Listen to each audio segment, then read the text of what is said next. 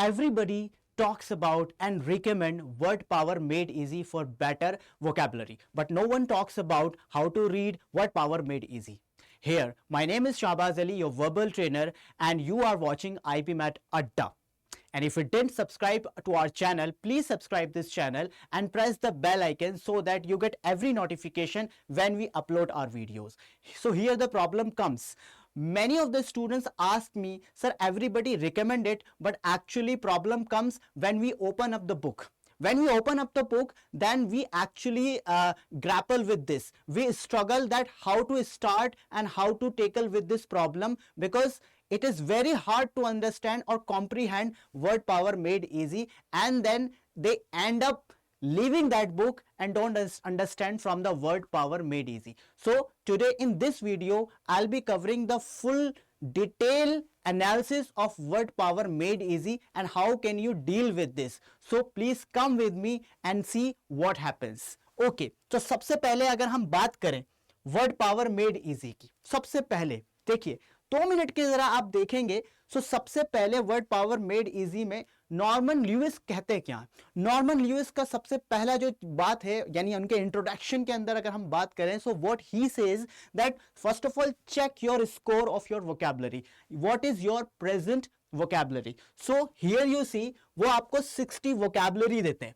अगर 60 वोकैबुलरी का आपको मीनिंग लिखना है, मैं आपको पहली बार बता देता हूं कि उस पहली बुक में ऐसी अच्छी बात लिखी है कि वो रीडिंग बुक नहीं है, वो एक प्रैक्टिस बुक है.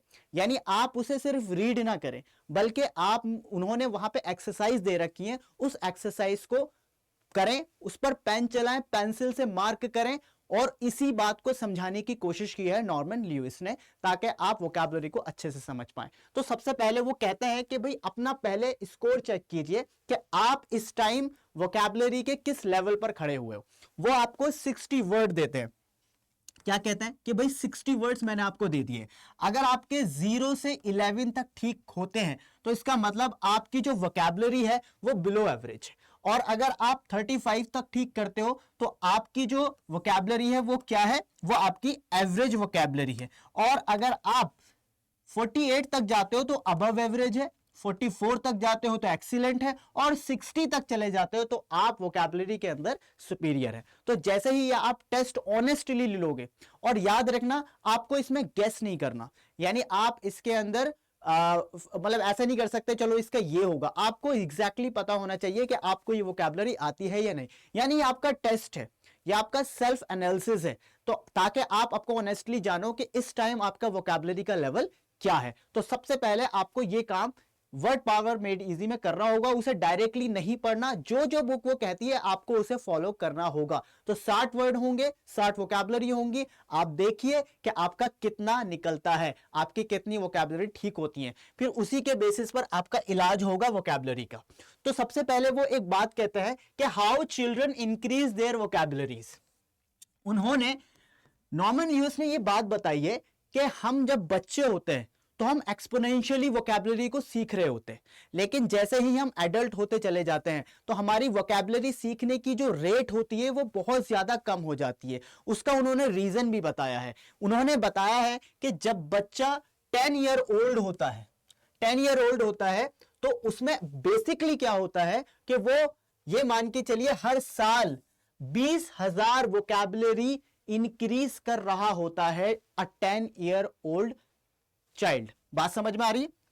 इसके बाद and has been learning many hundreds of new words every year. Sorry, मैंने कहा कि 20,000 की वोकैबुलरी वो रिकॉग्नाइज करता है, और हर साल many hundreds of new words, यानी सैकड़ों वोकैबुलरी वो हर साल अपनी ग्रेड अप करता चला जाता है, बढ़ाता चला जाता है. ये नॉर्मन ल्यूइस कह रहे हैं. ये उन्हीं की बुक के टेक्स्ट है जो मैंने यहां पे आपको पेस्ट करके दिए हैं. इंपॉर्टेंट चीजें हैं, सारा समझिएगा. दूसरी बात क्या कह रहा है? द मैथड वॉज इसेंस, यानी ये मैथड क्या था, यानी बच्चा इतनी सारी वोकैबुलरी बहुत जल्दी कैसे सीख रहा है, उसका रीजन बताया उन्होंने कि method was essence of simplicity. उन्होंने बताया बहुत ही सिंपल रीजन है. इसमें इन्होंने ये भी बताया कि बच्चा रोज 10 वोकैबुलरी याद नहीं करता, रोज 20 वोकैबुलरी याद नहीं करता, रोज के रोज उसने कोई वो नहीं बना रखा कि आज मैं 10 वोकैबुलरी याद करूंगा। It's not the case. बच्चा जिस तरह से वोकैबुलरी याद करता है वो बहुत ही सिंपल वे में है। Day in and day out you kept learning, you kept squeezing every possible ounce of learning out of every walking moment, you were an eternal question box। यानी बच्चा वोकैबुलरी इसलिए सीखता है क्योंकि बच्चा एक आपसे क्वेश्चन करता है, वो क्वेश्चन होता है व्हाई। यानी जब बच्चा 10 साल का होता है, 5 साल से 10 साल से लेकर फिर 15 साल पे वो क्वेश्चन करता रहता है व्हाई। लेकिन जब हम एडल्ट हो जाते हैं तो ये हमारे क्वेश्चन व्हाई क्वेश्चन खत्म हो जाता है। आपने बहुत बार देखा होगा जो छोटी क्लासेस के बच्चे होते हैं उनको पढ़ाना थोड़ा सा मुश्किल हो जाता है क्योंकि वो बहुत बार आपसे सवाल करते हैं, और जो बड़ी क्लासेस के बच्चे होते हैं उन्हें पढ़ाना बहुत आसान होता है क्योंकि वो क्वेश्चन करना ही छोड़ देते हैं। ठीक है, तो सबसे पहली बात यह है कि जो बच्चे की वोकैबुलरी इसलिए अच्छी होती है क्योंकि कांस्टेंट एंड इनसैटिएबल यानी unsatisfied desire to know everything, यानी वो हर चीज जानना चाहते हैं, इसीलिए उनकी वोकैबुलरी हर पल इंक्रीज होती चली जाती है। हम जैसे ही एडल्ट होते चले जाते हैं हमारा जो डिजायर है जानने का वो कम होता चला जाता है। उन्होंने ये मेन रीजन बताया है बच्चों की वोकैबुलरी का बढ़ने का। अब देखिए बच्चों की जो वोकैबुलरी बढ़ रही है, क्या हम एडल्ट होने के बाद भी ऐसी वोकैबुलरी को बढ़ाते चले जाएंगे? यानी जिस रेट से बच्चे की वोकैबुलरी बढ़ती है क्या उसी रेट से भी हम अपनी भी वोकैबुलरी बढ़ा सकते हैं? तो उन्होंने एक आपको आइडिया दिया है इस बुक के थ्रू, आइए जरा उसको पढ़ते हैं कि वो क्या कहते हैं। वो कहते हैं the organisation of the book is based on 2 simple principles.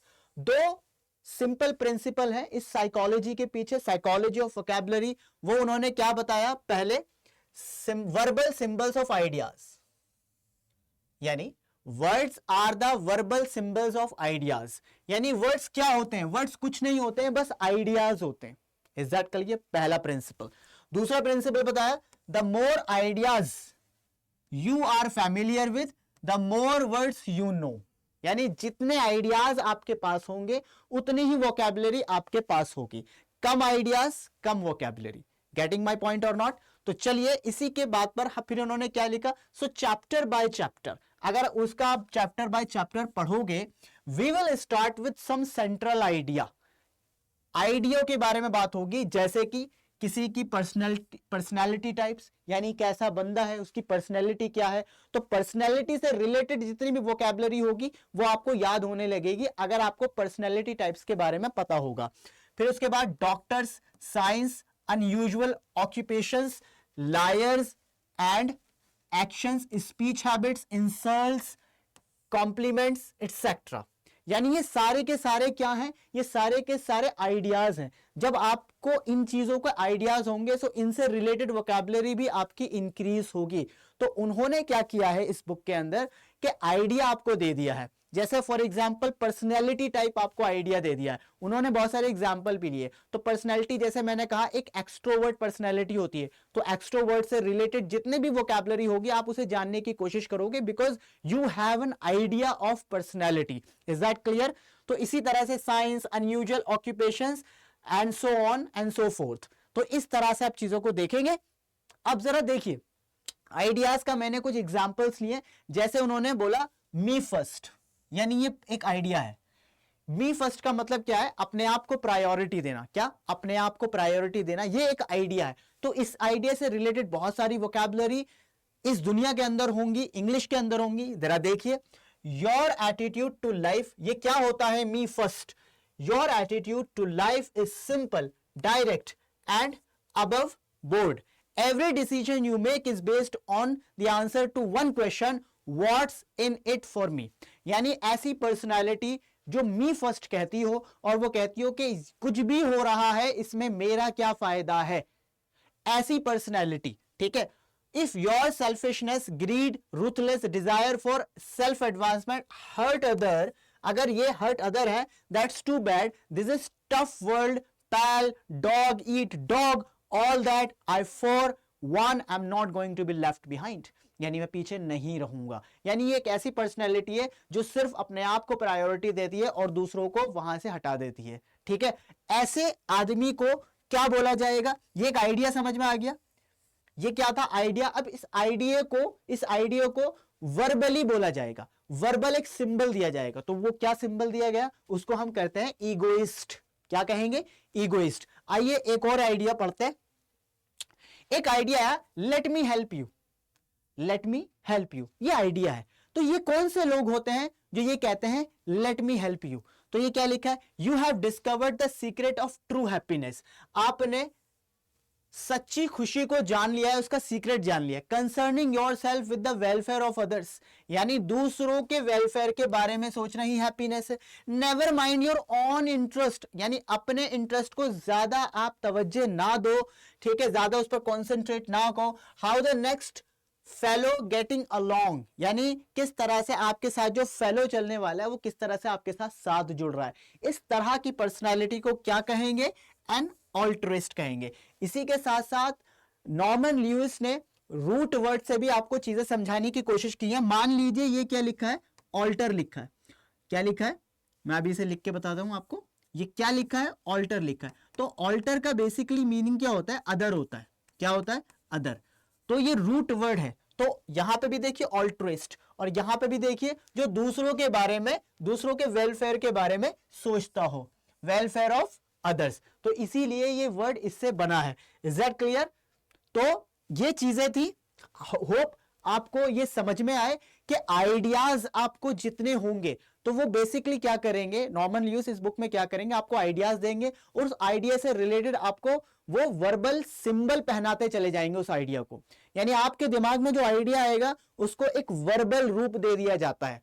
फिर उसी बुक के अंदर आपसे प्रैक्टिस की जाएगी, आपसे मिसमैच कराए जाएंगे, आपसे फिल इन द ब्लैंक्स भरवाए जाएंगे। यानी वो एक तरह से आपकी रीडिंग बुक ना होके आपकी प्रैक्टिस बुक बन जाती है। तो इस तरह से वोकैबुलरी सीखना बहुत ही बढ़िया तरीका मैं भी मानता हूं। एंड नॉर्मन लेविस ने बहुत अच्छी बुक लिखी है इसके ऊपर, जिससे लाखों, हजारों, करोड़ों स्टूडेंट्स को फायदा पहुंच रहा है और वोकैबुलरी उनकी अच्छी हो रही है। लेकिन बुक्स लाइक जो दूसरी बुक्स होती है, जैसा आपने बहुत सारे सिनोनिम और एंटोनिम देख लिए और देखा कि यार ये ब्लैक बुक है, इसमें तो बहुत सारे वोकैबुलरी है तो मुझे याद हो जाएगी, नहीं, इस तरह से वोकैबुलरी नहीं याद होती है। वोकैबुलरी का जो सही तरीका नॉर्मन ल्यूइस ने बताया है वो बेहद शानदार है, आप उसे फॉलो कीजिए। उस बुक के अंदर भी एक एक चीज उन्होंने बता रखी है कि कैसे डील करना है। सो बेसिकली वो आपसे बहुत सारी वोकैबुलरी की प्रैक्टिस कराएंगे, आपसे मैचिंग कराएंगे, आपको आइडियाज लिख के देंगे, फिर आपको ये बताना होगा कि इस आइडिया को आपको क्या वर्बल सिंबल देना है, इस आइडिया के लिए कौन सी वोकैबुलरी यूज करनी है। तो ये सारी की सारी चीजें you will get to know in this book. Okay, और इसके अलावा मैं आपको बता देता हूं, अगर अभी आपको वोकैबुलरी, मैं भी इसी तरह से अप्रोच देता हूं कि मैं बच्चों को समझाने की कोशिश करता हूं ये जो वर्ड है वो बेसिकली कहां से आया है, इसके सिनोनिम्स क्या हैं, क्यों हैं। और कभी भी किसी वर्ड का कोई परफेक्ट सिनोनिम नहीं होता, बस कुछ चीजें मिली होती हैं। हर एक वर्ड अपने आप में एक अलग आइडिया होता है, एक अलग कॉन्टेक्स्ट होता है, उसका एक अलग मीनिंग होता है। तो ये मैं कोशिश करता हूं बच्चों को बताने की। यहां द हिंदू एडिटोरियल एनालिसिस के अंदर भी तो मतलब आप कभी भी देख लीजिए, रोज आप सुबह 7 बजे उठकर ये सेशन अगर आप देखेंगे तो आपकी वोकैबुलरी एक्सपोनेंशियली बढ़ेगी। और साथ साथ आप नॉर्मन ल्यूइस की बुक जो मैंने आपको तरीका बताया है उसे एक बार फॉलो कीजिएगा, देखिएगा आपकी vocabulary with in a month improve होनी शुरू हो जाएगी। तो आज के लिए ये वीडियो समाप्त होती है। अगर आप इस वीडियो को आपको अच्छा लगा है तो इस वीडियो को आप ज्यादा से ज्यादा अपने फ्रेंड्स के पास शेयर कीजिए जो प्रॉब्लम में है और समझ नहीं पा रहे हैं कि वर्ड पावर मेड इजी को कैसे डील करना है, ठीक है। और हमारे इस वीडियो को लाइक कीजिए, चैनल को सब्सक्राइब कीजिए, जैसे कि मैंने आपको शुरू में ही बोल दिया था। And thank you so much for being here.